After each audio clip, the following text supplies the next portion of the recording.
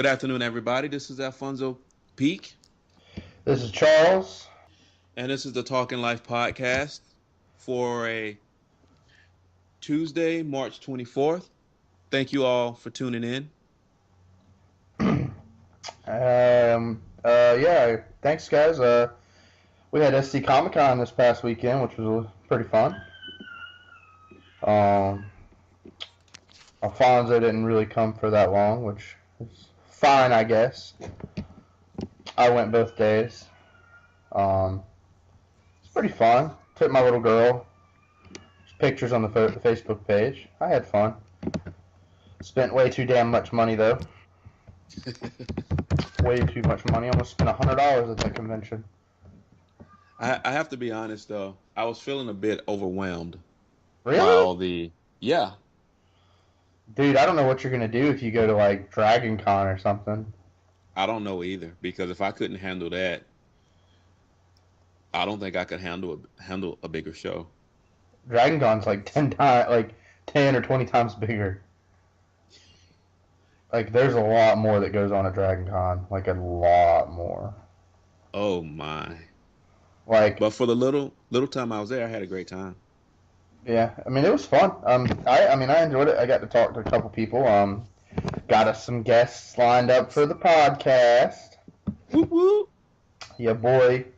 I'm not gonna release any names yet of who we've got coming on. Because I haven't scheduled with them a time when they want to be, when they want to come on and record with us. But as soon as I do, I'll let you guys know. But let's see. We are. What's up first? Well, I want to talk about sports, football in particular, and the recent signing of Greg Hardy by the Dallas Cowboys. For those of you who aren't familiar with Greg Hardy, he played for the Carolina Panthers last season. He's a defensive end for the Carolina Panthers. He was their best defensive player. He led the team in sacks in 2013 with 15 sacks. So he's a phenomenal decent defensive player. He's arguably top five behind Ndamukong Suh, J.J. Watt, uh, Darrell Revis, and Richard Sherman. You could probably put him in that fifth spot. That's how good he is. Uh, well, that's how great he's been actually, and he's only 26 years old, so he's in the prime of his career.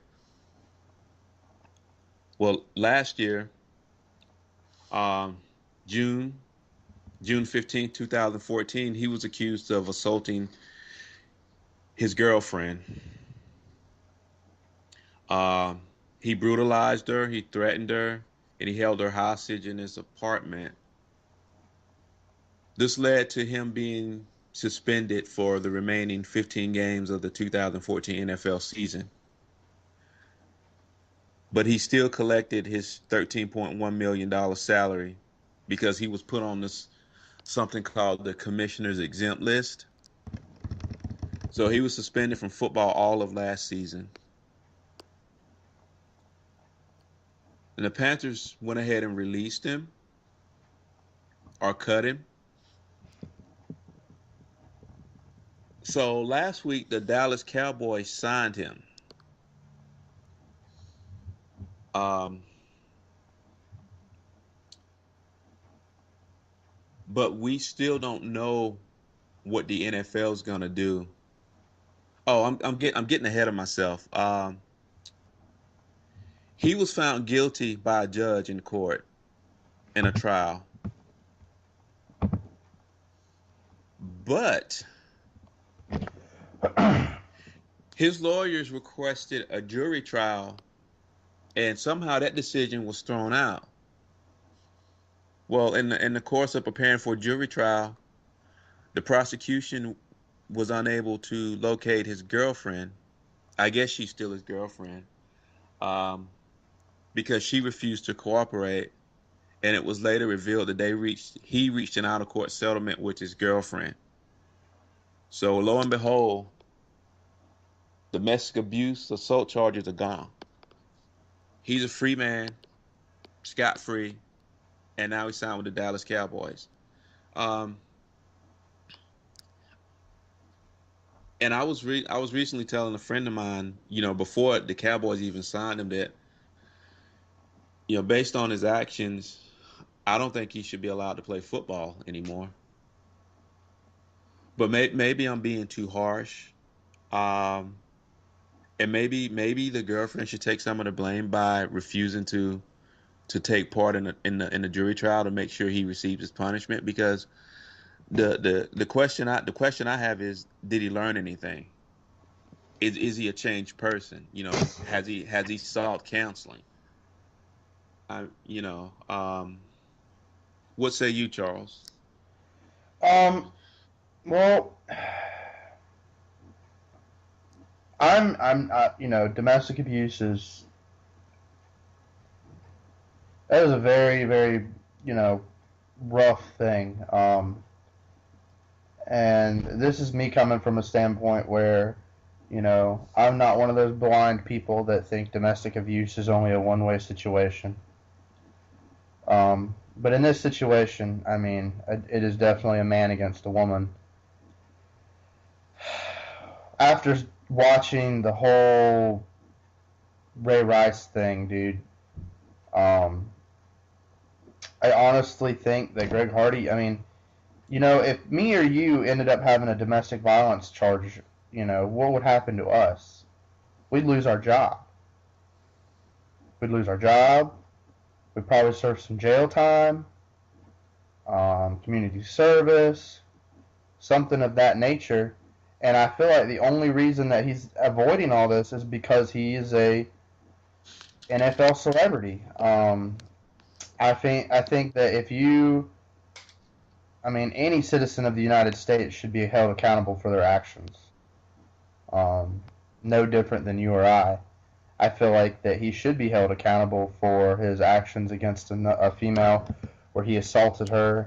Um, I think he should serve some kind of jail time. I think he should do community service. I think the NFL should put him on a black flag list for. How old is he now? How old is this guy? He's in his 20s? 26. 26? I was going to say they could put him on a black flag list for 10 years, but then if they do that, then he's closing in on the end of an NFL career because, towards the end, towards 40, they start looking to retire? Well, no, they don't get the 40. By 30, teams are looking to replace them. Okay, well, I was going to say, I mean, that's something they could look into, but then if that's the case, then he would never be able to come back. Um, but I mean, I feel like he should be held accountable, no different than you or I. Um, I mean, I think it's foolish to allow celebrities to get away with this behavior, and I just think it's foolish because they're setting an example for the rest of us. So why not make an example of them? Don't throw them under the jail, but do no different than you would anybody else. Well, Um, this further exposes the NFL, because 5 years ago this case never would have saw the light of day, uh, news wise. yeah, that's true. But I mean, I think the Ray Rice thing really opened up the domestic violence thing because I mean, not only is it all over the media, but I mean, television shows have started making shows about domestic violence in sports. But I feel like he should be held accountable just like you and I. I mean, that's what I expect, and that's what But I'd but like to see. and at the same time, the victim, and she is a victim. Let's get that straight. And I'm not attacking her, but she failed in her part to help him be accountable. She didn't cooperate. She took the money. Yeah, This would have been a perfect opportunity for her to, to stand up not only for herself but for women everywhere. But she took the money. To me, that's no different than a woman who stays in an abusive relationship for financial reasons. Yeah, I agree. And then that puts the question. I mean, and that makes me question truly how bad was that situation. How bad was it really? For her to just want to take the money and go. Because I mean, if it was as bad as it sounds, I would feel that she would want to do something, go to court about it or something.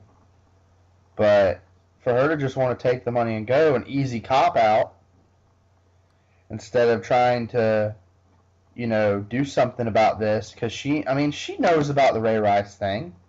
She knows about the domestic violence in sports.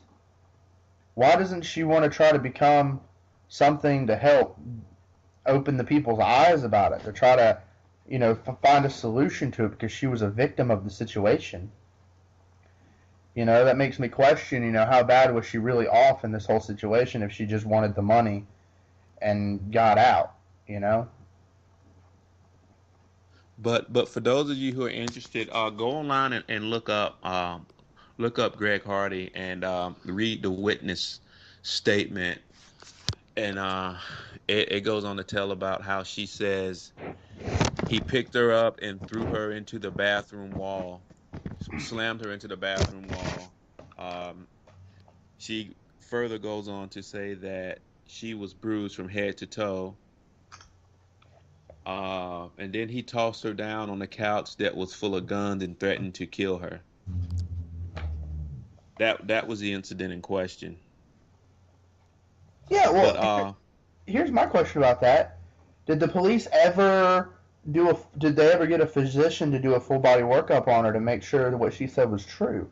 Because I'm if those were the cases, then there should be some evident, damage to her body for that. well, I'm pretty sure there was because remember he was found guilty. A judge found him guilty. And another question is you I mean, what power does a judge have, if any, if his decision can be thrown out because the defense doesn't like it, and then they request a jury trial, Yeah, which was on 100%.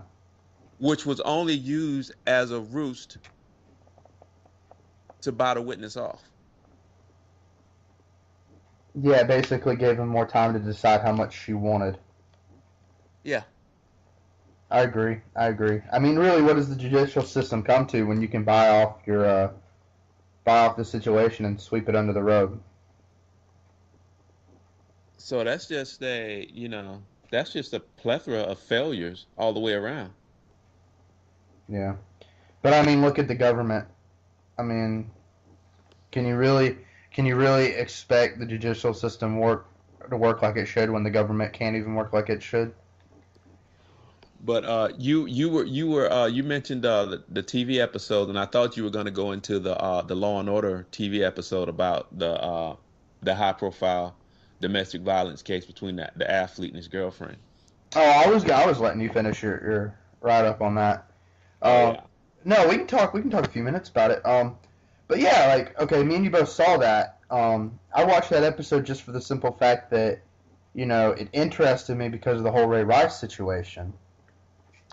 I was interested to see what the TV's take would be on domestic violence in sports, and it brought something to my attention that you know in some situations, no matter how bad the domestic abuse is, sometimes women will just not leave, will not seek the help. They will just give in and be submissive to the abuser.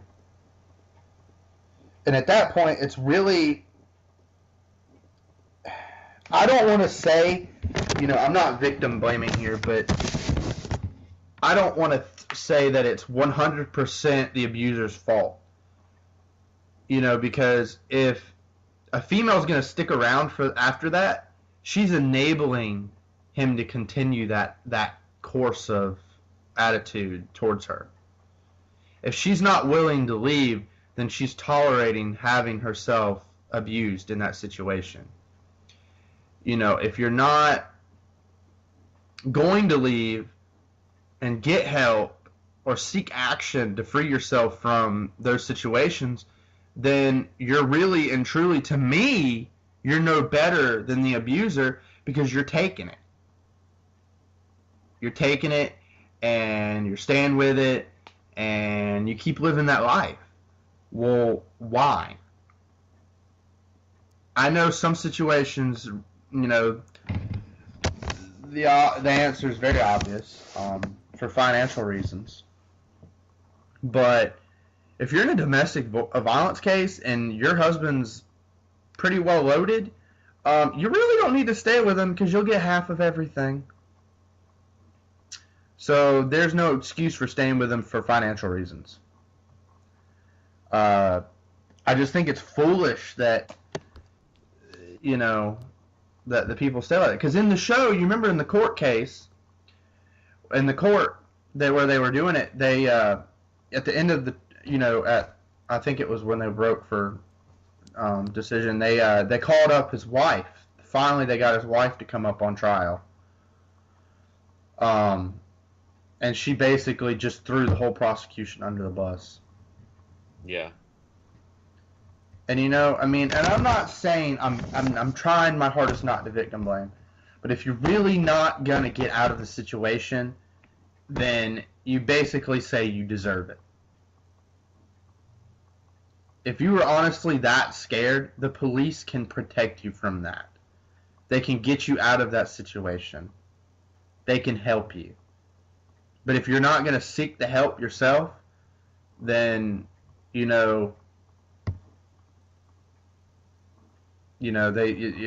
think there's a saying, you got what's coming for you. I mean, but let's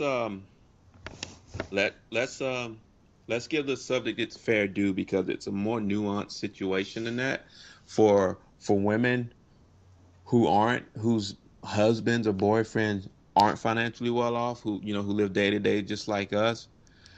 Their resources are very limited. I mean, aside from family helping you, you may be able to go to a women's shelter, but but women's shelter will not take a boy over the age of 12.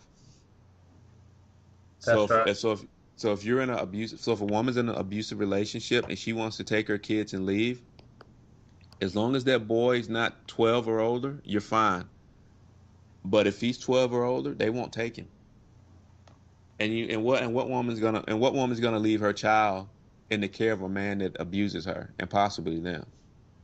Yeah, I So agree. I mean, it's very nuanced situation. I mean, I mean, you know, people shouldn't be putting their hands on each other. Period, No. man or women. And it just creates a cycle. Um, some kids are smart. They see their parents abused, and they grow up to hey, I'm not gonna put up with this when I grow up, and they completely avoid it. And then some people, they grow up, they get caught right back up in that cycle. Mm-hmm. But if you're done with it and ready to move on to the next topic, so am I. Yeah, I mean, we could go on for hours about domestic abuse and just its different situations. I mean, we could go on that for another day. Because I mean, I can kind of relate to that Well, not the domestic abuse, but I can relate to the abuse subject. But we can talk about that another day. We can kind of do a thing about that, and give out the phone numbers for help, or try to give people advice and things like that. We can cover that another day. But next, in the news, we have some teachers in Louisiana. Alfonso, you liked this story. You thought it was pretty funny. Well, But let's tell them what it was about. In Louisiana, there was these two teachers who are very attractive. I'm looking at their pictures right now. Miss Shelley Dufresne and Rachel Repes. I probably murdered their last names. But two female teachers in Louisiana have been charged after allegedly engaging in group sex with a 16-year-old male student. The teachers were 32 and 24, so they were still really young. Um, there's inclination that the student was actually with them and drinking.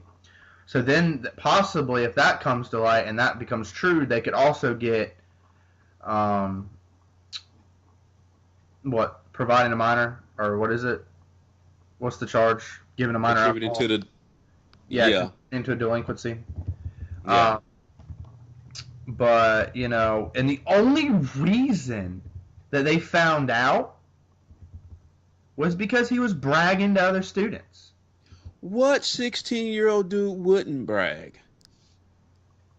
Hey, I'm begging two teachers.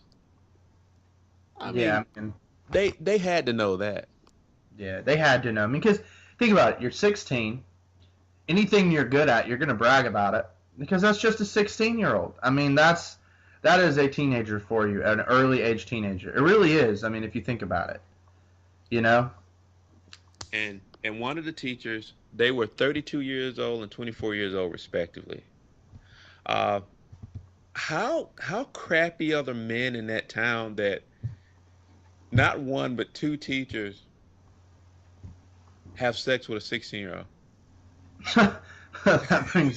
That brings an excellent point.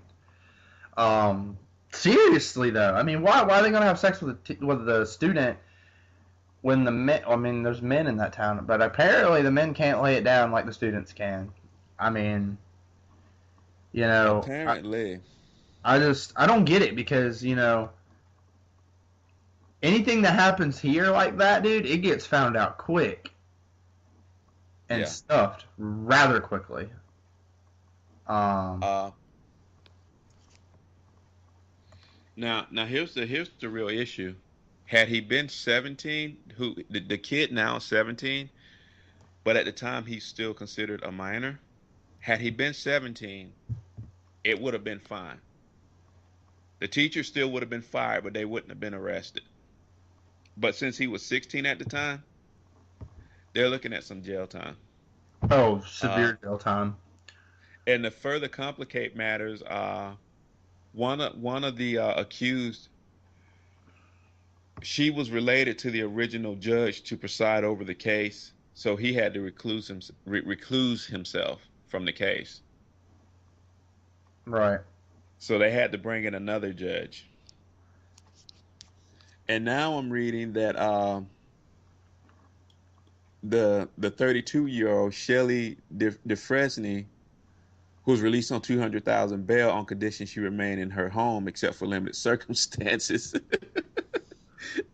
Now through her lawyer, she wants a curfew running from 8 p.m. to 7 a.m. so she can take her children to school and attend appointments and go to exercise classes. Wait a minute. Did you say 8 p.m. to 7 a.m.? That's what the article says. But I think they got it wrong. Okay, seven. She wants a curfew to run from 7 a.m. to 8 p.m. I was about to say, man, that don't make no sense the other way around. Which is Yeah. fine, but I think that she should get a tracking bracelet put on her and monitor everything that she does.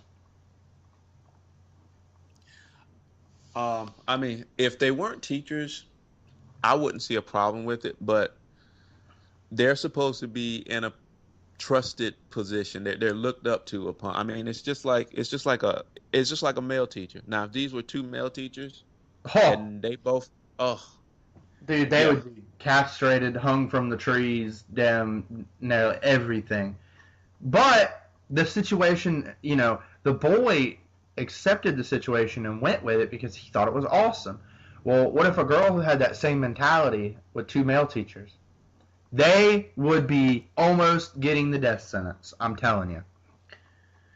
And well, what's funny to me is not once have I seen them bring up, uh, like statutory rape. Not once. Because technically having sex with a minor is statutory rape. Yeah. And but if it was a female, if it was a female student, dude, they'd be slapping that charge on them left and right, dude. They'd be throwing it at them. So yeah, this is what the charges are: corneal knowledge of a juvenile, indecent behavior with a juvenile, and contributing to the delinquency of a juvenile. That those are the charges. Now tell me, Alfonso, if that was two male teachers and a female teacher, what would be the charges? Rape. Rape. And you know why that is? Double standard. Yes, sir. In the court of law, females get less sentencing than males, which is proven by statistic. Men are more likely to be thrown under the jail than women. Well, that's just like that teacher in Florida that was seeing that student, and Oh, yeah, yeah, I remember talking about. Oh, the one who said even after she violated her house arrest, and she faced the possibility of going to jail. She told the judge she was too pretty to go to jail, and didn't go to jail. yeah. And that's what kills me, dude, is that females get it off so easy, like when it comes to jail time. Like, they don't get it like they're supposed to. They don't get it like men do. No, no. What happened? What does it say? All men and women are created equal? Nope. There's definitely favoritism in the court system. So Um, yeah. so fucked up, dude. So fucked up. All right. What's the next? You want to talk about Robert Durst? Um, I actually want to talk a little bit about that hit list that ISIS laid out. Okay. Um,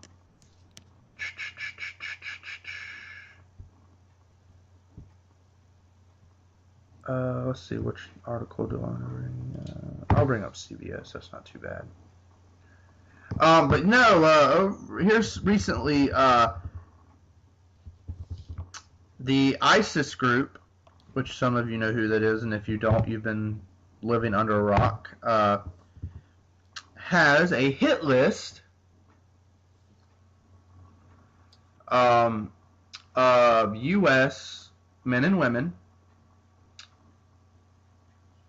who they want to kill. Robin Hood and Little John running. Okay, that was weird. I don't know why that happened. Sorry about that, guys. But they have a hit list, and there's actually, Alfonso, did you know this? There are 4 of those people live in South Carolina. No, I did not know that. It was a list of 100. 4 of them live in South Carolina. 1 of them lives in Georgia. A couple are Pentagon officials. But the ISIS uploaded a video with all their names and addresses and everything to YouTube. Since then, YouTube has taken the video down. The Pentagon told them to take it down, so they did, which is a good thing, because think about all the other illegal stuff that gets put up on YouTube. But this puts to think this, and the ISIS has asked their sympathizers in the U.S. to seek these people out and kill them and their families. And, this brought up a good point to me the other day because, I've been under the speculation that the U.S. has ISIS sleeper cells all over the country. I mean, how hard? Look at 9/11. Those guys managed to live in the U.S., communicate with their higher-ups across the sea, and organize one of the biggest tragedies in the U.S. Who is to say that can't happen with ISIS? I mean, it's already been proven once they can do it. But no, yeah, just if you know anybody in the military, you just need to make sure that they are aware of their surroundings, make sure that they are protecting themselves, because it's getting bad. ISIS is starting to take desperate measures. It's just getting real bad. I got 2 cousins in the Marines, and they're both getting sent over, and it's just not looking pretty. But okay, well we can move on from that. Just it's getting Well, I ISIS is getting bad. I just want to say I hope we don't find out, 10 years from now that this was some group that we secretly funneled weapons and war tactics to. Yeah, no shit. Just so we could, come up with a reason to invade Syria. Yeah, I know, right? Because Um, they came out of nowhere.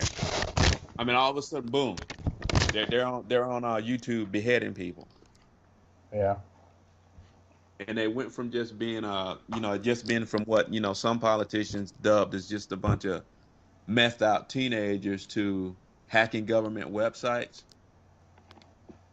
yep. But anyway,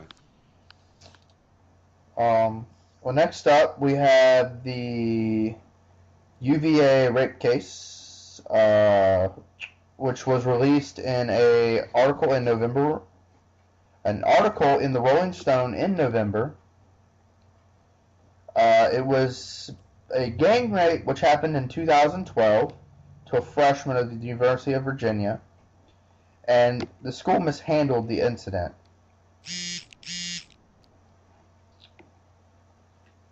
Um, so it but actually happened. well, they're not sure because let's see. I wish where's that part? Because now there's speculation because her story doesn't match what the police report says.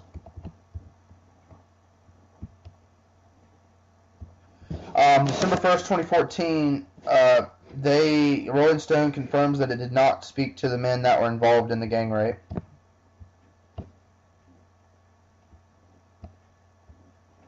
Let's see.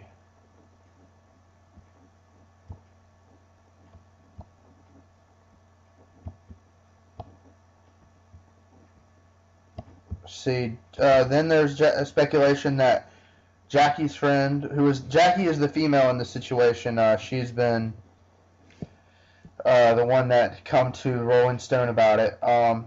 She is, and one of her friends suggested Drew, which is one of the names that she said raped her, is a fabrication.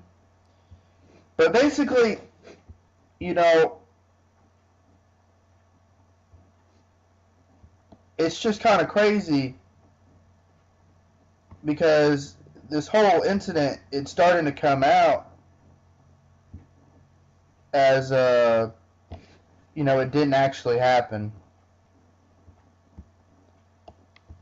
Because let's see, this was on the 23rd.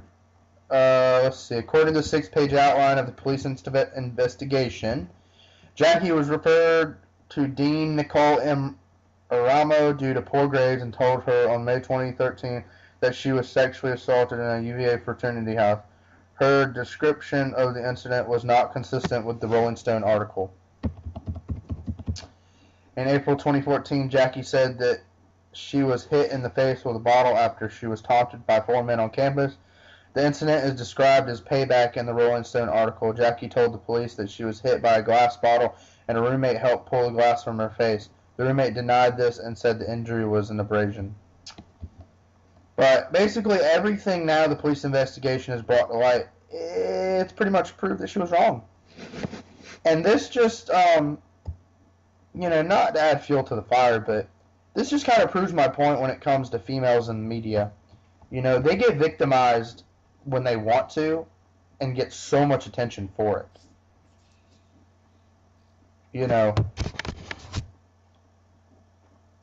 And it's like, okay, do you remember the Duke? You remember the Duke rape case? Yeah, the lacrosse team. Yeah. You know what happened with that? Yeah, the prosecutor was way overzealous, and he ended up falsely accusing charging them too, Yeah. and he lost his job, Yep. rightfully so. Oh yeah, most definitely. But I mean, this is like the same situation almost. That a girl's come to light with this and said that these guys have raped her, when none of the police reports, investigation, or anything is leading to that. It's just another female And it even said that, she was borderline, her grades were bad, so she was borderline losing in her stuff. So it was just a moment for her to, doing this, creating a false story of trouble gives the student a moment to relapse and try to get her stuff back in order. And I think that's exactly what it was her trying to use this to her advantage to try to get her, stay in school. Well, according to this New York Times article released yesterday, she may not even be the one the article was about because they contacted her when the Rolling Stone article came out, Yeah. and it wasn't. She said it wasn't her. So is Rolling Stone just gonna make false stories to get readers? I mean, that's what it sounds like. Well, it seems to me that they lost readers because they took a major hit from this. They lost a lot of credibility from the story, and I mean, people lost their jobs. yeah, it's rightly so. I mean, how are you gonna write a story in a huge publication, a fake story at that, and then not provide any real evidence to the story? But it goes to show, times are changing. Men are on the rise in defense of, all this stuff. It's not as bad as it used to be. Well, I mean, it goes from one extreme to the other. It's especially when you hear stories about how it used to be, 10, 15 years ago. They either, I mean, when they would most college campuses never reported rape cases. Yeah. Never. And so they dropped the ball so badly on rape cases in the past until they just overzealously prosecute the accused. So I mean, they can't seem to find a middle ground on it. And they won't for a while. I mean, it's just, and it's funny to me because, in all this stuff, men can still get charged for rape even if they didn't do it. Yeah. I mean, it is 100% the victim versus the accuser. And I mean, as long as the victim sounds just absolutely pathetic, they're going to get followers on her side. That's just how it is. Women have always been the dominant victim in the media because it's just easier to make a woman a victim. You know, it always has been. But I think in light of the new feminist movement and everything, they want to be treated equal and everything. Well, that's fine. We'll start treating them the same like they treat us. We'll start, using the law against them like they use it against us. you know, Women want to be treated equal. Women want to be treated with the same that we're treated with. That's fine, but they better expect the consequences of their actions, especially when they falsify information or tell a lie about what a guy did to her. You know, they better expect the same implications that would happen to a man if he had done that. So, I mean, that's just my opinion on that whole incident because women are getting away with all these things. And like we were talking earlier, about the sports thing. Or what were we talking about? Was it the domestic violence thing we were talking about? Oh no, the sex with the student. Those women got off so easy. Those teachers got off so easy. But if it was a man, dude, he'd have been thrown under the bus. Yeah. So it just goes to prove that media and news, help that whole victimization of women to get readers. I mean, it really does. They only cover stories that are going to get people soft-hearted about stuff.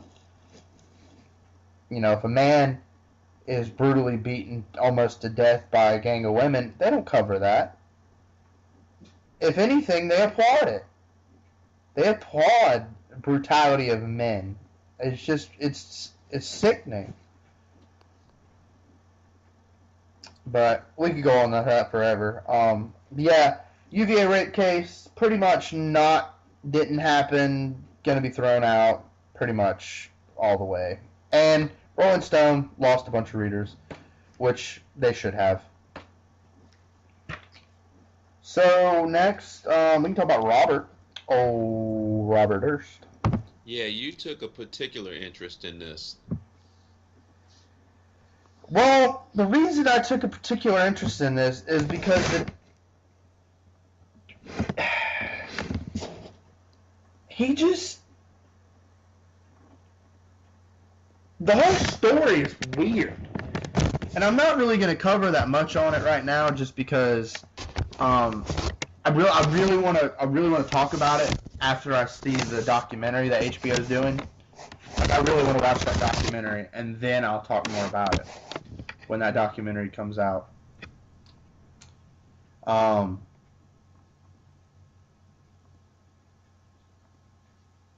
But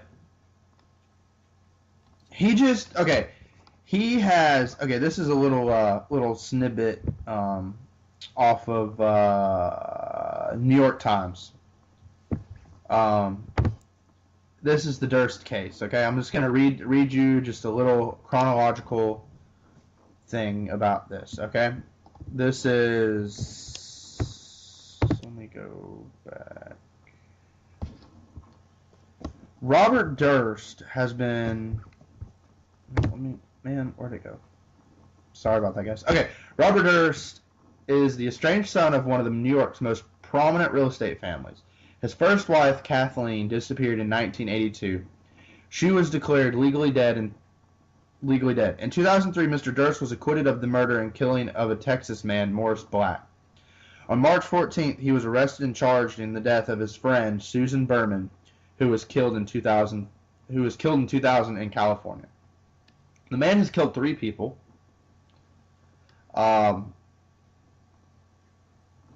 Pretty much gotten away with all of those murders because the courts can't act. The first 2, from what I've understood, they couldn't actually pin any of the evidence to him because he covered his tracks so well. But HBO is doing a documentary about it. I'm gonna watch that, and then I'll come back about some more stuff about it, because he did come out to the court during this most recent case and say he did kill all of those people. He openly admitted on camera that he killed those 3 people. So, but once I see this documentary, I'll talk a little more about it, because it just interests me how this guy's hidden so long and kept out of the news media for so long about all this. But, I guess that's it for news right now. We can move on to next up, we are covering the comic world. Alfonso, I think you may have some information about Captain America Civil War. Yeah, let me get back to you on that. I totally forgot about that. I told you that last night, didn't I? Yeah. Yeah, why don't you talk about WizardCon being canceled? Oh, holla! WizardCon has been canceled for the calendar year of 2015 in Greenville, South Carolina. They released a press statement. The press statement is as is. Wizard World Inc. today announced that its pop culture event in Greenville, South Carolina, which has been slated for May 29th through the 30th, 2015, will be rescheduled to July 15th to 17th, 2016. Limited to 2 days because of the availability of the TD Convention Center, Wizard World feels that the fans of Greenville would be best served by a weekend 3-day show for the full Wizard World Comicon experience. For those of you who are listening who did buy tickets, you will get refunded, which you probably already know that.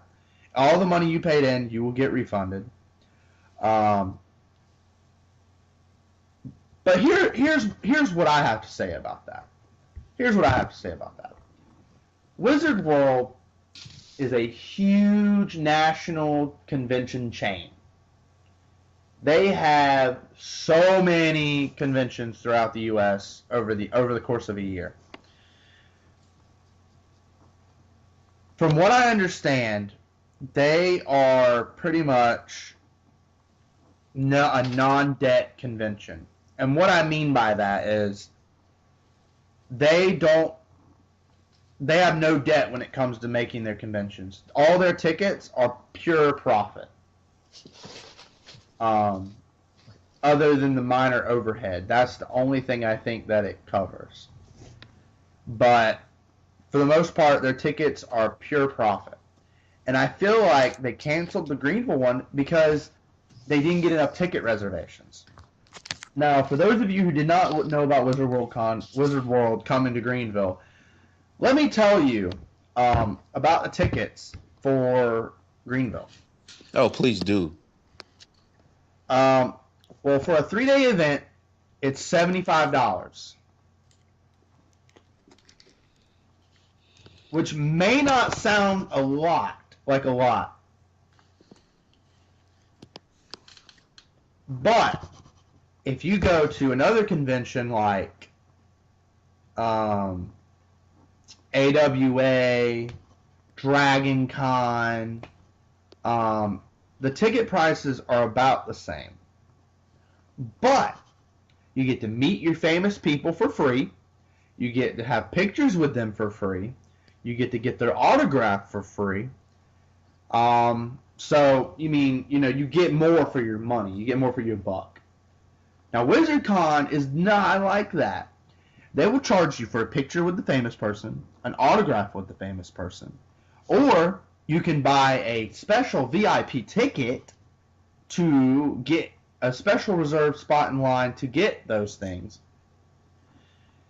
But I'm telling you, there's an article on this website called Geek Mom, and yes, this is an opinionated piece written, but she is talking about the VIP experience that you can get with David Tennant.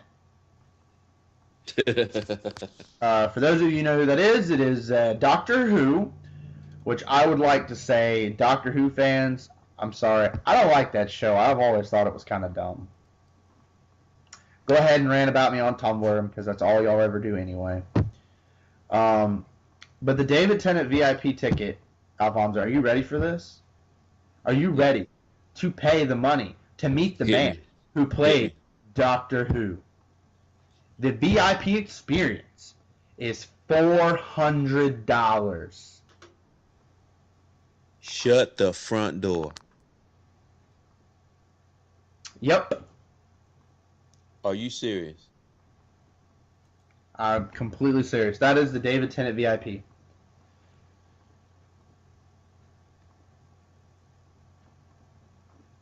I'm speechless. It's a lot of money to meet I am a person speechless. for just a few minutes. So do you get food and drinks with that experience? I am not sure. She doesn't talk about that. But there's a William Shatner. There's 2 tiers to the William Shatner. It's $275 or $500.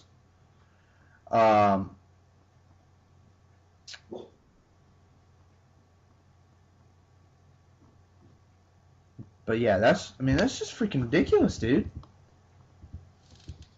And she goes on to say, in the end, you're paying $75 minimum to get in the door, largely for the opportunity to spend more money on autographs, $25 to $150, or photos with the celebrities, $40 to $110.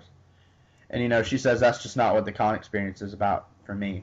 And I agree with her. Being a convention goer, I have been to several conventions. And I don't think I feel like if you're a famous person and you're going to the convention to be a celeb there, you're going there for your fans. You should not be going there to make a quick buck off some people. These are the people who support you, support your endeavors, watch your shows, watch your movies, pay to go see your movies, purchase your merchandise. They support you in that way. The least you could do is to go sit at a booth, take some pictures with some people, sign some pictures for all the money that they've spent on you over the course of however many years you've been doing what you've been doing. It just proves to me that it's a selfish, greed-hungry convention. It is one of the biggest conventions, aside from Comicon itself. But I feel like WizardCon is just a huge, gigantic greed pot where they just suck your money away from you and they keep pulling. That's that corporate greed coming in. And it's sad that it's now delving into our society, Alfonso. It's delving into our culture group. Into the nerd fandom. It's sad. It's sad that it's delving into it because our culture group is, besides the sports fandom, we are the second highest money spending fandom there is when it comes to comic books, video games, all that stuff. We are the second highest, easily. I mean, and the only reason I say that is because in order to go to a national NFL or baseball game, dude, you're looking at freaking. Alfonso, what's the ticket price in an NFL game? Like Carolina Panthers. Just like a regular ticket. Yeah, like nosebleed section. Probably about $75. See, and that's one ticket. That's one game, dude. That's one game. That's one game that you get. You pay this much and you get a couple days for a convention.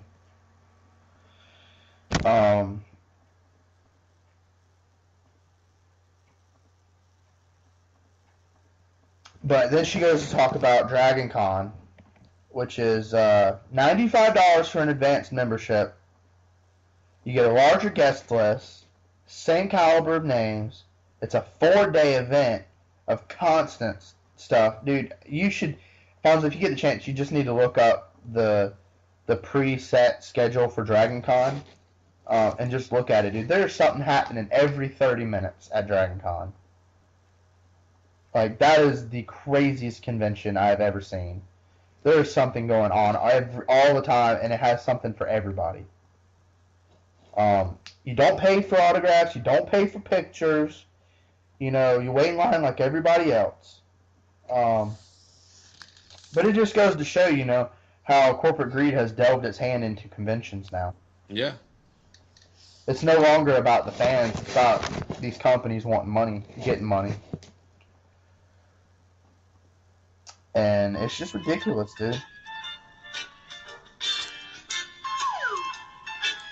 Hello?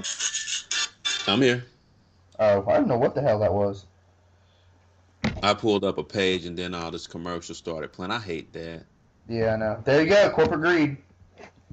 Freaking advertising as you're trying to read a news article. Yeah. But it's just, she goes on to talk about it. I mean, if you guys really want to read this article, I would recommend it. It's written by Ruth. Sorry if I cannot say her last name, but I'll post the article on our Facebook page, and I'll link it on Twitter. But it's a really good read. It's nice. It explains a lot. It's ridiculous what WizardCon wants. And I don't think they'll come back next year. I don't.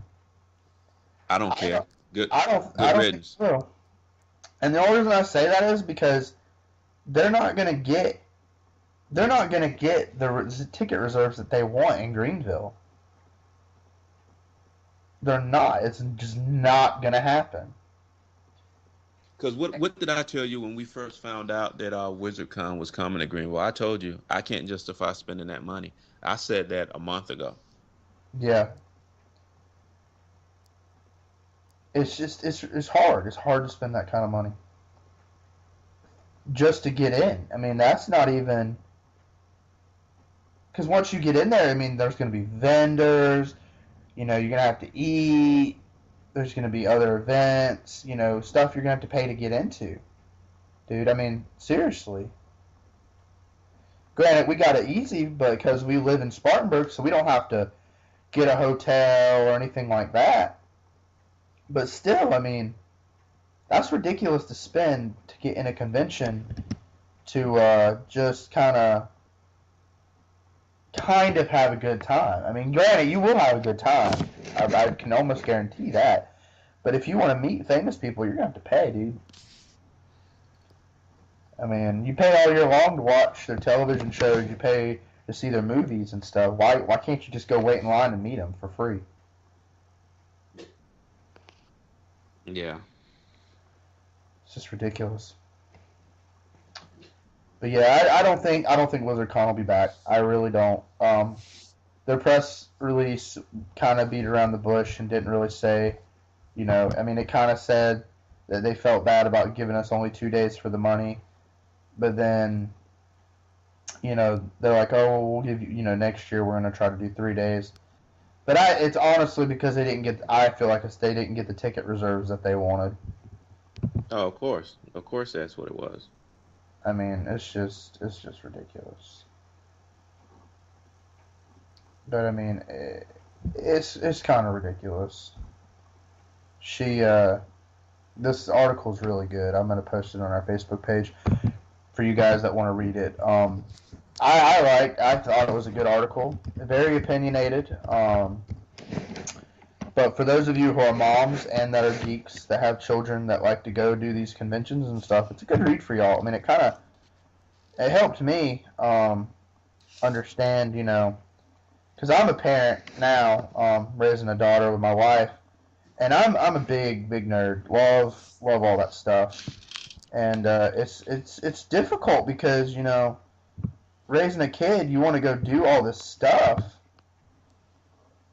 But you have to spend money on your kid, and it's difficult, It's difficult to spend that money to go to these conventions and things, and then not,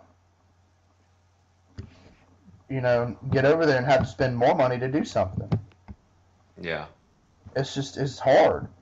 Me and my wife went to SC Comicon, and the only reason that we went to that was because it was so cheap. We paid $16 for 2 days, which isn't that bad. Granted, I feel if you bought the 1 day ticket, you got shafted, Alfonso. Screw you. But I mean, $16 for 2 days versus $12 for 1 day. I mean, But, And everybody made money. Everybody involved there made money. Oh yeah. Well, I won't say everyone. I definitely saw some comic booths that weren't getting any love. But that goes back to the fact that you may be an artist, but your artistry may not appeal to everyone, and that's just a risk you have to take. But I mean, I definitely saw some artists there that had booths that just weren't getting any love. And then again, it goes back to the fact that, these guys get to set their own prices for their stuff on their booth. Comicon did not tell them what the max price of their stuff could be. So there was a guy at one booth that I went by that had a really, really cool Green Lantern picture that I wanted. It was $20. It was a 12 by 8. It was a 12 by 8, and it was $20. I couldn't justify spending $20 on a picture like that. Granted, I know most of these guys, this is like what they do for a living, but I couldn't justify it because it wasn't worth $20 to me. Like, I really liked it, and maybe one day I'll buy a print from him. I'll buy that print from him. But at that moment in time, I couldn't justify spending that $20. But I did buy a Boba Fett picture from one guy, and that guy will probably be having on here soon. Um, I mean, his pictures, all his pictures, Alfonso, at his booth, everything was $10. Would you say that got Joe's studio? Yeah. Um, he, Oops, I shouldn't have said his name. oh well. Cat's out of the bag, guys! No, we're gonna look at getting him on here pretty soon. But I mean, all his pictures at his desk, at his booth, was $10. $10. So tell me again, tell me again that I should have spent that $20 at that guy's booth to buy that picture when I bought a really cool picture from the guy for $10. And I was walking by his booth. This guy was busy. He was selling. Yeah, and I got So to have a small conversation with him, and he's a pretty laid back guy, pretty cool guy. Just loves art, and that's what he does. cool. Can't wait to have him on. I'm gonna have to check out his website a little Yeah, more. it's really his website's actually really nice, really neat. I'll post links to his website and his Facebook page on our page. Yeah, it's real Get, fancy. go check him out. Go look him up. Um, but If I hadn't saw him at the Comicon, I wouldn't think it was him right now. yeah, no joke. But he's a really cool guy. I'm looking forward to having him on. Me and my wife managed to get 3 pictures from him. We bought 3 pictures from him. Um, Overall over the weekend. But yeah, I mean, he's just a chill guy. I met a prop maker from Colombia. We're gonna try to have him on at some point. He's cool. For those of you that went to SC Comic Con, I'm not gonna give away too much detail, but he definitely was wearing a full suit of armor. Uh, And my he has a friend who talks to him. Her name's Katana. Cortana, Cortana. platonic. Huh? What? Shut up. It's But no, Katana. no, it's not. It's Cortana. Cortana. It's Cortana, dude. I played the game. So did I, bitch. Motherfucker. Nah, we'll probably have my boy James on when we have him on. We'll probably get him to commentate a little bit with us on that day when we have that guy come on. But, hey, you got anything about Captain America yet? Yeah. The plot was revealed yesterday, and it looks like it's gonna follow the comic book arc of Civil War. After the events that take place in Age of Ultron, the governments of the world pass an act to regulate the superhumans. It's called I think it's going to be called the Superhero Registration Act, and this creates a rift between Tony Stark and Iron Man. Stark, who is a proponent of Tony the Stark, Captain Registration Act, America. and Tony Captain Stark, Captain America. America. Listen. Shut the man. Let me talk. Uh, so this causes a rift between Tony Stark, who's a proponent of the Registration Act, and Captain America, who's against the Registration Act. And we could see some a battle between the Avengers. Which would be really cool. Yeah. But no, the only reason I was trying to interrupt you was that you opened with it's between Tony Stark and Iron Man. Did I? Yeah, you did. Okay. um, no, that sounds like it's cool. I don't really actually know that much about Civil War. Um, Now I do remember reading a comic when I was younger called Civil War, and it was a Marvel comic, I think. But it involved the Red Skull. Um, Trying to remember that now. I did remember reading I had a comic called Civil War. that was about the Red Skull controlling people. I don't think that was it.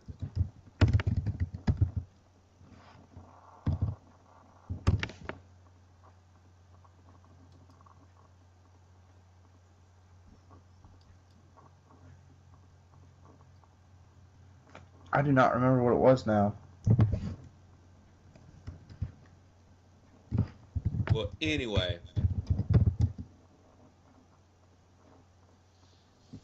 I don't know if we're going to be seeing. I don't know if we're going to be seeing all the elements of the original Civil War in the movie. I kind of doubt it, but I think we'll be seeing a good bit of it. I don't want to spoil it for anyone who hasn't read Civil War, although you should have read it by now because it's about 10 years old.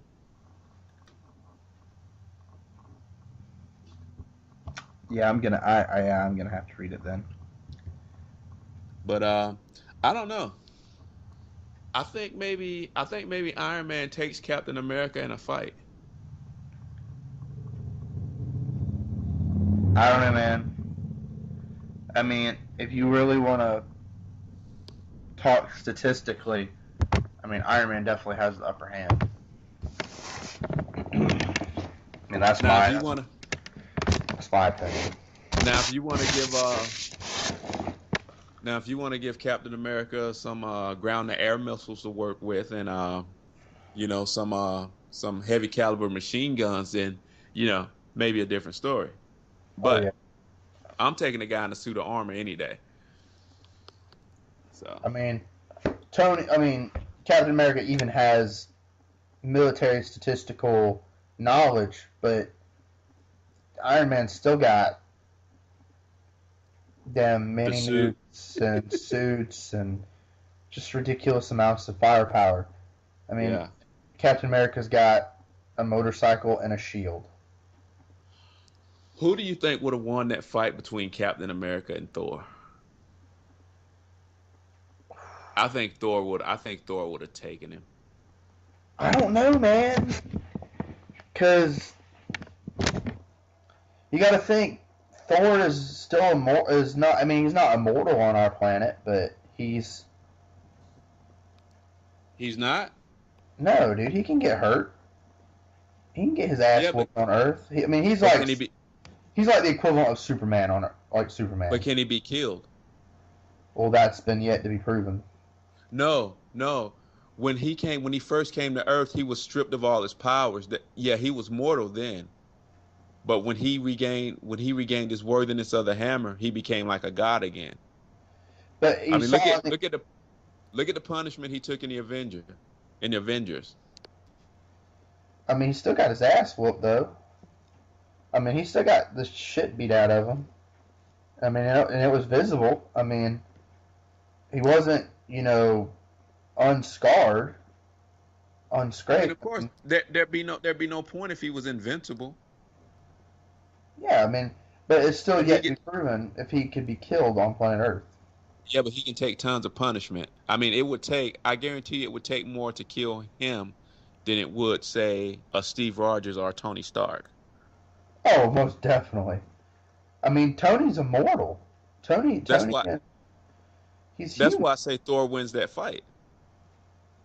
But see, I don't know, man. Captain America, he's more than mortal now. I mean, he's a human still, but he's a lot stronger. But he's not a god. No. At his peak, they said that he's in regular comics it's always alluded to he is and he's peak physical condition. But like in the Ultimates, they alluded to his abilities being superhuman. Like he could Right. he could lift he could press a car over his head if he needed to. And that was in Right. the Ultimates. But what we're seeing in the movies, I think he's like at the tip top of peak human physical condition. Are you talking about like me or you?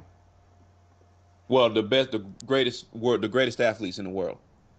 I think he's more than that in those movies. You think so? I mean, think about it, dude. He damn was it in the movie where he kicked the car and like slid it out of his way? Yeah, that's right. He did do that. Yeah. I mean, no athlete or human in this planet could kick a car and slide it out of the way. Yeah, you're right. I mean, I don't give a fuck how strong you are. There's no way you're kicking a couple ton piece of equipment and moving it out of your way. Not So happening. you're saying he takes Thor in a fight, a bare knuckle brawl. Yeah, if you take the shield and the hammer out of it, I Yeah. think him and Thor they would tussle for a little while. I think ultimately in the end Thor would come out on top, but Thank you. I think Captain America would definitely give him a run for his money. But you say Thor would win. Ultimately, yeah. Thank you. That's all I wanted to hear. Oh, I know. Yeah. Me too. I mean, I'll say I'm not saying that it would be a almost instantaneous, instant win, but I think Captain America would definitely give him a run for his money. dude, Thor is the only member of the Avengers that can go toe to toe with the Hulk. Yeah, if you're counting unarmored, oh yes, most definitely. Yeah, if you're counting just bare hands, oh yes. But all right, enough of this. Let's get into our episode review. Episode review. Holla, because that comes on tonight. Yes. Uh ladies and gentlemen, for this last segment, we want to do a episode review. Last week was the premiere of the CW series I Zombie. And for those of you who don't know, it was based on a comic book which I've never read. Neither have I. And it stars Rose McIver. She plays Olivia or Liv, who is a how should we say it? She's not a zombie. She's undead. Yeah, yeah. And I think they what she was well cast. Oh, most definitely. Yeah, she definitely plays the part. Um, and the show was developed by a Rob Thomas. For those of you who are Veronica Mars fans, Oh, really? yeah, I mean, overall, that show was pretty well done. I yeah, wasn't a fan of the Veronica Mars TV show, but I mean, overall, it was a very well done show. yeah. And so was the movie. Uh, But but yeah, Rob no, Thomas, huh? but yeah, I mean, I did not know he had anything to do with the show. I really don't. I really didn't look too much into this show before I saw it. Yeah. But the comic book was created by a Chris Robertson and Michael Allred. Hello, I don't know. Was it? you there? Yeah, I'm here. Okay. Did I lose you? No, no, you're here. You've been Okay. here the whole time.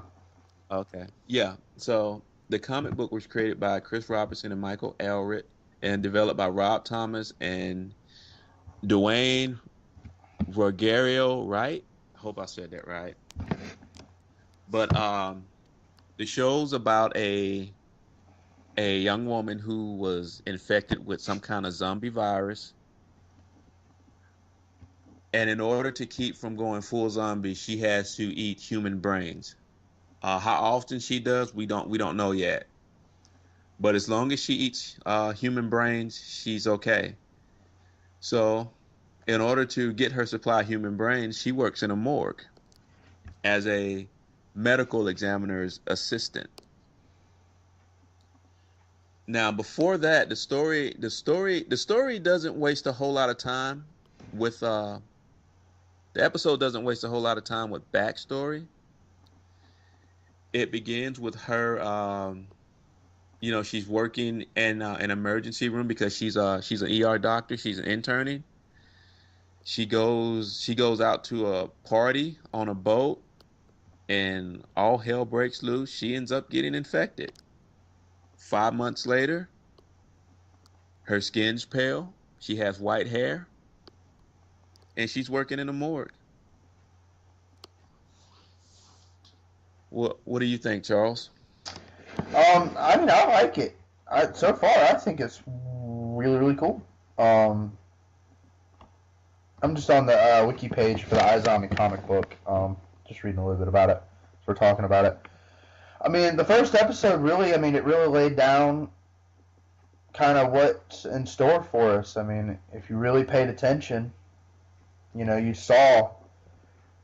Oh man, I'm getting sleepy. If you really paid attention to some of the details in the show, then you really saw what's to come. Uh, I I thought thought it it was was. a very. Oh, I'm sorry. No, go ahead. Go Go ahead, ahead. dude. Go ahead. Go ahead, dude. Go ahead. I thought it was really. I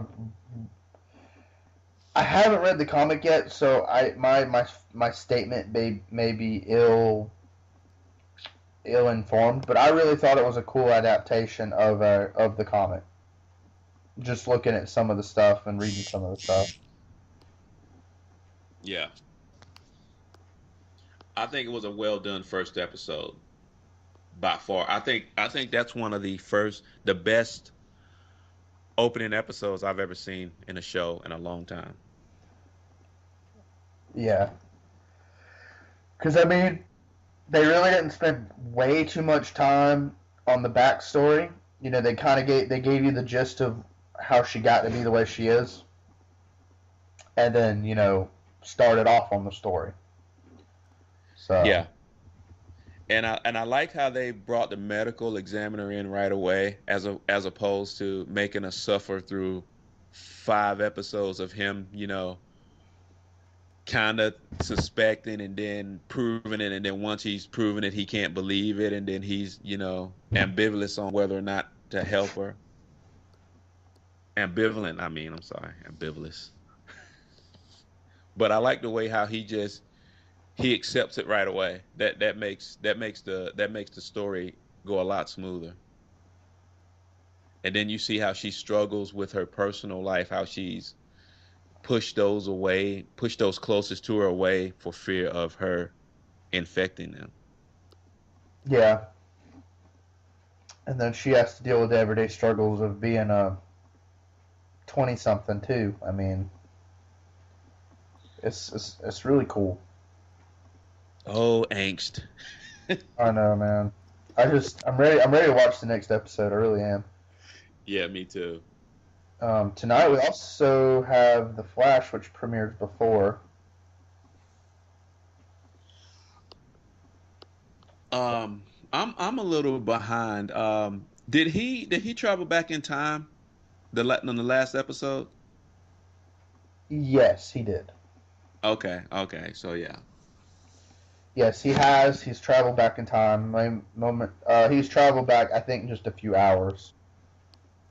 Um, Okay. So what's his name's death not gonna be permanent then? The lab assistant. yeah, no, he goes. Yeah, he goes back in time before that happens. Okay. And so now we're getting more into what uh dude's intentions are. Tom Right. Cavanaugh's character. Yeah, Reverse Flash. We're getting more into what he's about. What he's why. I mean, he released his intentions in the last episode. He told the character Cisco what his intentions were, but then he killed him. To get So back to his own time.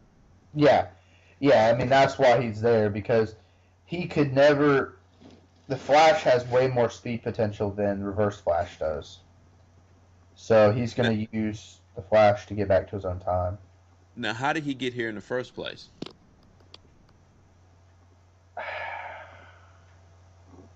I want to say in the comic book it was an altercation between him and the Flash. All right. So is he like immortal? Because I think he said he'd been there like 80 years.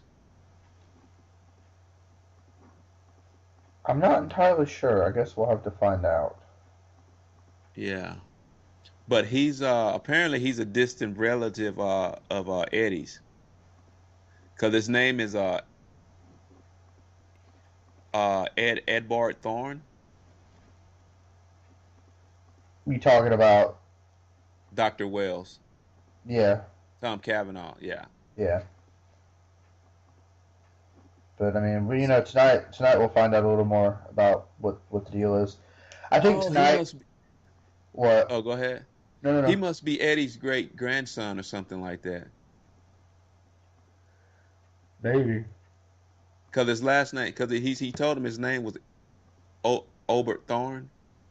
Right. Okay. Yeah, But we'll find out tonight. Yeah. yeah, tonight I feel like tonight's gonna be from the previews that I've seen. I feel like tonight's just gonna be kind of a filler episode, though.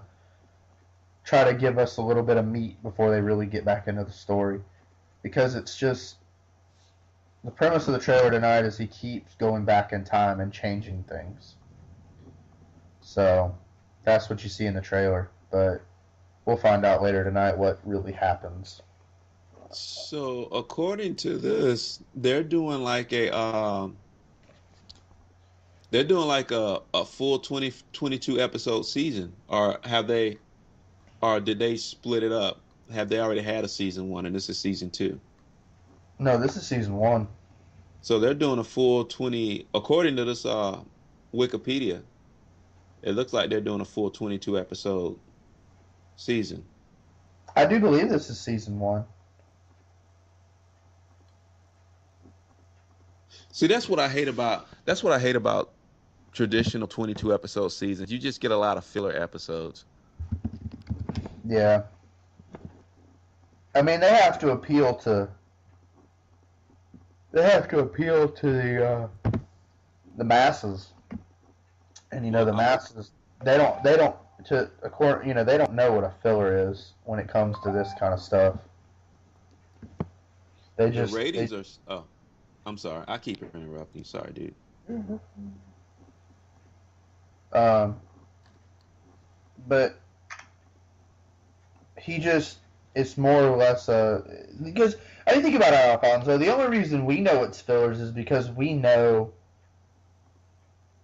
the we know about the Flash. We know about him. We know who he is. We know the gist of what he's about. We know his villains. We know enough about him to know when something's kind of offset, which doesn't really lay line with the story. Yeah. So I mean, but to the general masses who don't know anything about him, it's not filler to them. It's part of the story for them. And I think that's what frustrates me the most. Um, is the fact that I do know all these things about it,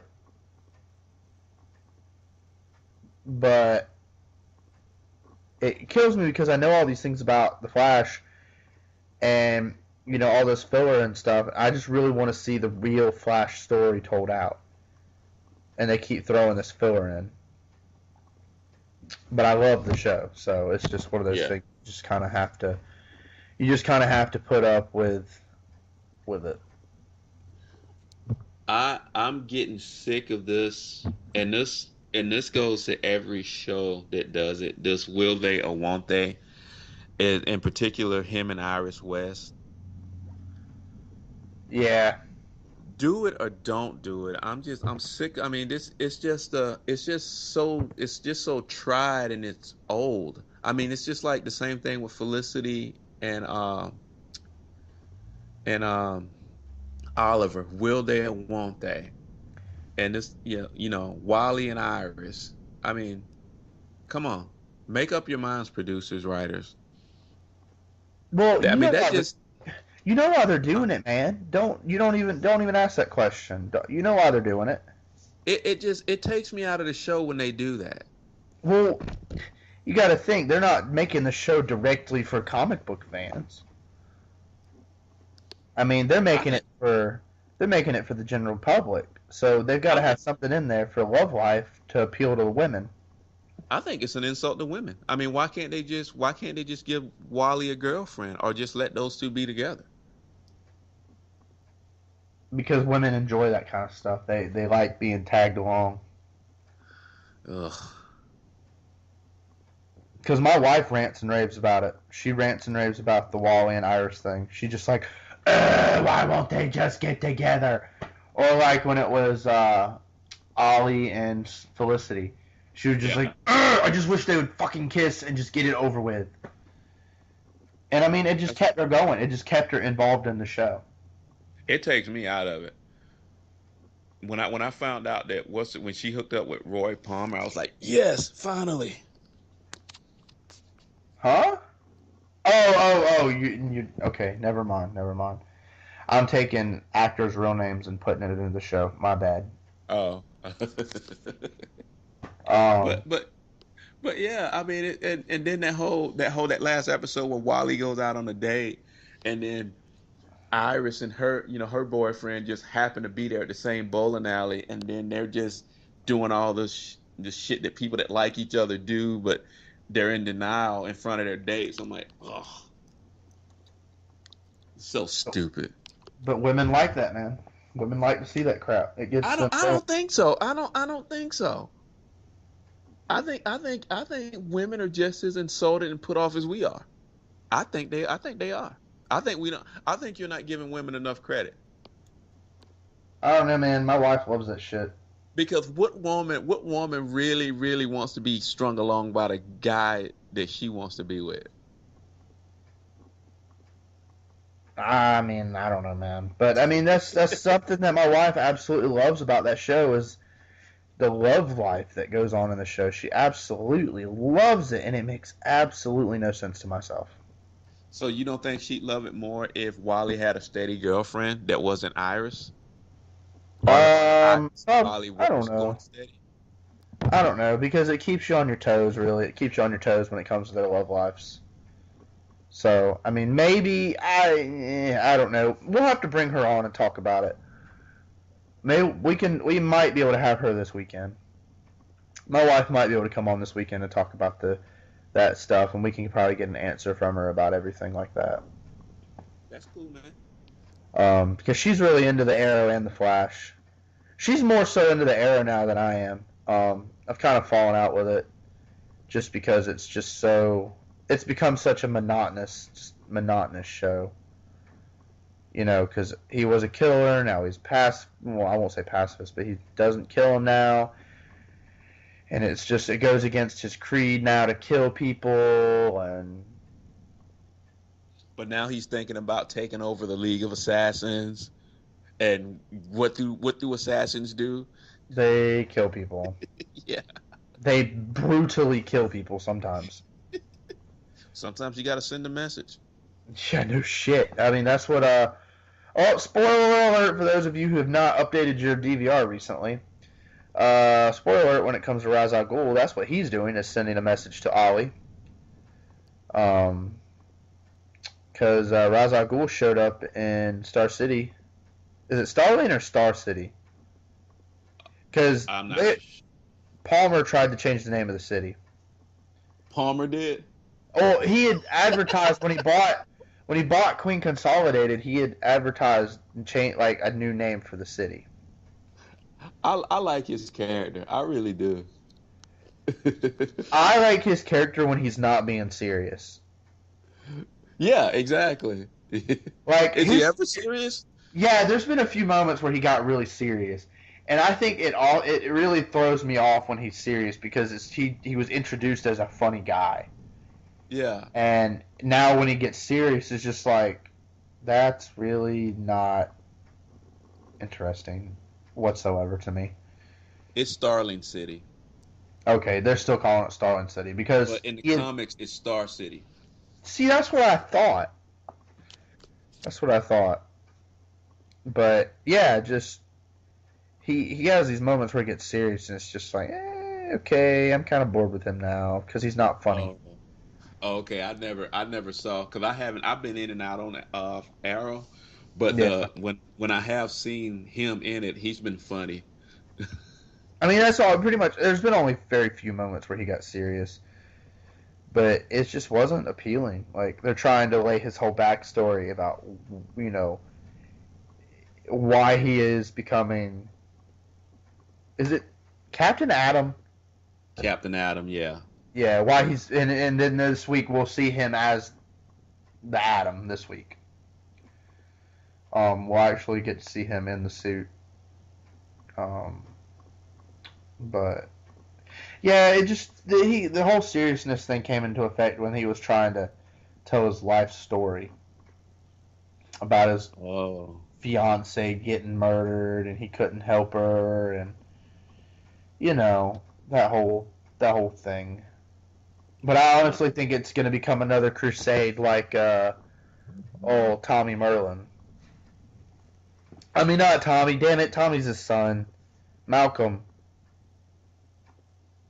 why he's still alive, nobody knows. I don't understand that shit. He should have been dead.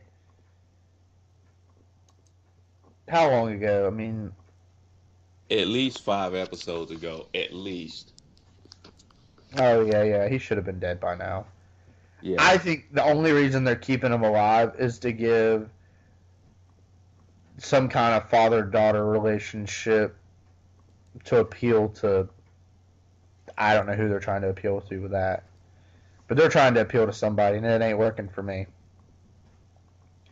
And you know who I'm Well, really getting tired of is Ollie's sister, dude. I'm so effing sick of her. yeah, I've been over her. I'm sitting there thinking, you know what? Maybe we should get rid of you. Hey man, whatever works, whatever works, whatever helps society. She's just. Oh, and now I guess Ra's al Ghul's daughter's gonna.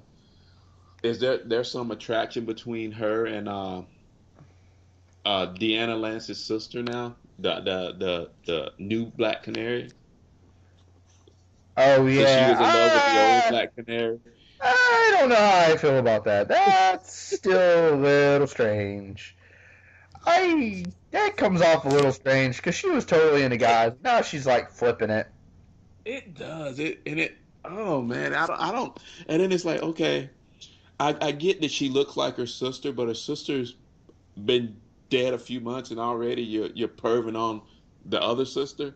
Uh, Yeah, I don't know how I feel about that. That's just a little weird. And I'm not even a fan of her. Like I'm not even a fan of the new Black Canary. She's a freaking wuss to me. they're destroying the Black Canary image because Black Canary was kick ass. She was hit girl all grown up. I mean, yeah, I mean she was the martial arts trainer of the Teen Titans. I mean, she trained them, was their coach. I mean, she helped a lot with that.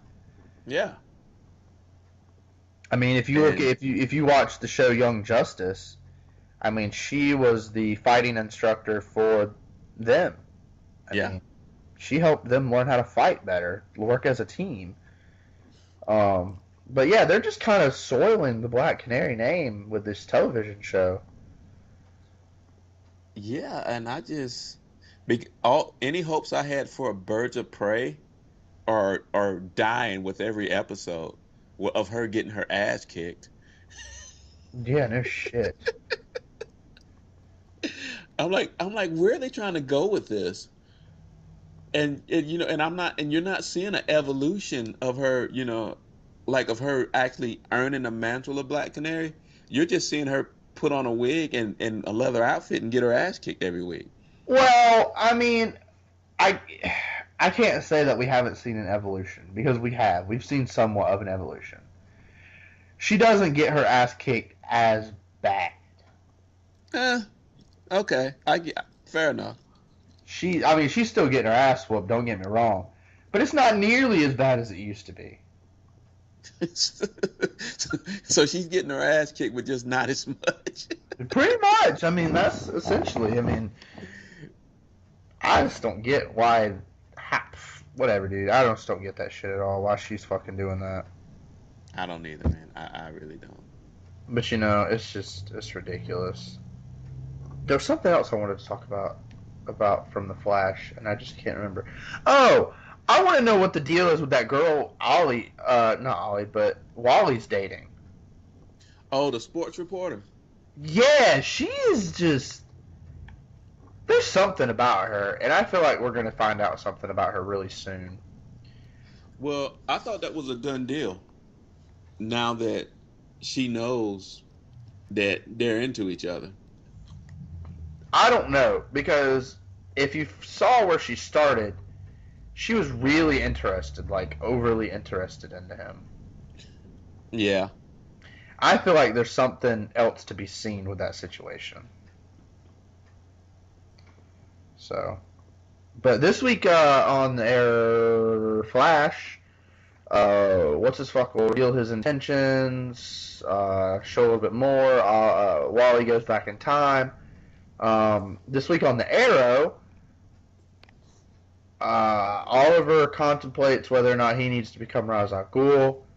They bring back the Suicide Squad this week, um, which they've replaced a couple people in the Suicide Squad. Just so you know, if you haven't kept, I know you haven't kept up with it really. Um, but you know, the toy maker was out. They killed him. Um, but they brought in Cupid, if you remember her. No, I don't. Cupid is that crazy archer chick that was like obsessed with Oliver. I don't remember her. There was a short. It was just a one episode about her. Now, do they have any plans on bringing in Artemis at some point to I add? would see. That's what I'm curious about. I think that Ollie's sister will become Artemis. Oh, okay. That's what I've been speculating since the beginning. That's where I've been since the beginning. I honestly, because she's trained in combat. Um, she knows how to use a bow and arrow, even though she doesn't realize that. Um, I honestly think that she's going to become Artemis, Oh, okay. and I think that that's what's going to turn Arsenal against. And let me tell you, I'm a big DC supporter. I love DC Comics, but I am really against the whole Arsenal name. I think that is probably the dumbest thing I've ever heard. Like when I think of Arsenal, I think of packing a lot of heat. Damn, like War Machine from Iron Man. Yeah. That's what I think of. Not a dude in a red hood running around shooting arrows at people. Well, didn't he start calling himself Red Arrow at some No, point? very short, but now he's the Arsenal, or that's what Ollie calls him, is Arsenal. Well, they did you ever read the DC volume Rise of Arsenal? No, It sucked. I Don't just don't don't bother. what's wrong with him just being the Red Arrow? Yeah. I mean, Yeah. the 'Cause Arsenal I is don't, just an overkill name for him. well, in the comic books, didn't he pack a lot of heat? Didn't he use like guns and knives, and that's where he got the name from, Arsenal? I can't say for sure, but But to just give him that name and he shoots bow and arrows just like Arrow, that's stupid. and he's not nearly as good.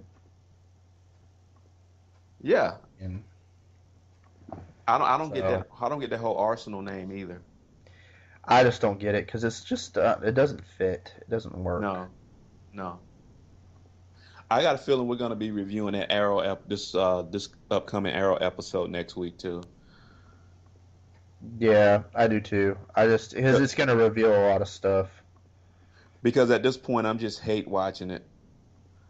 I hate it, but I have to watch it anyway. It's It's like a just it's like a train wreck. You just can't help but watch it. But hey, man, it's been good. It's been good doing this with you today. Hell Another yeah, dude. another great podcast. Yeah, boy. So I guess this will be the end of it for today, and we will record again end of the week, Saturday? Yeah, yeah. Saturday. All right, well, guys, thanks for listening. Yeah, we rambled on a little bit at the end, but that's what we're gonna do. If you have any questions about anything that we talked about, let us know. If you have any answers to things we couldn't answer, or questions we had, or you have information that will correct us, and I'm not talking about opinionated answers, I'm talking about actual factual answers, please let us know. We'll correct ourselves on the next time. But yeah, if you have any interest in coming on the show to talk about a subject, let us know. Facebook is facebook.com/talkinglife. Email us at talkinglifepodcast@gmail.com. Our Twitters, Alfonso is at capital F future underscore spaceboy. Mine is Talking Life capital CZ. The podcast's Twitter is at Talking Life Pod 1. We're on YouTube. Just look us up by Talking Life Podcast. We're on iTunes. We're on whatever app that Alfonso uses on his phone for podcasting. Podcast Republic. We're on Podcast Republic. Just let us know. Email us, message us through Facebook page, whatever. I'm going to be lining up some people to come on the show pretty soon. I hope in the next few weeks. I doubt we'll have anyone on the show this Saturday, because we don't even know what we're talking about this Saturday yet. But yeah, guys, just contact us. Let us know what's up, and we will see you next time. Bye.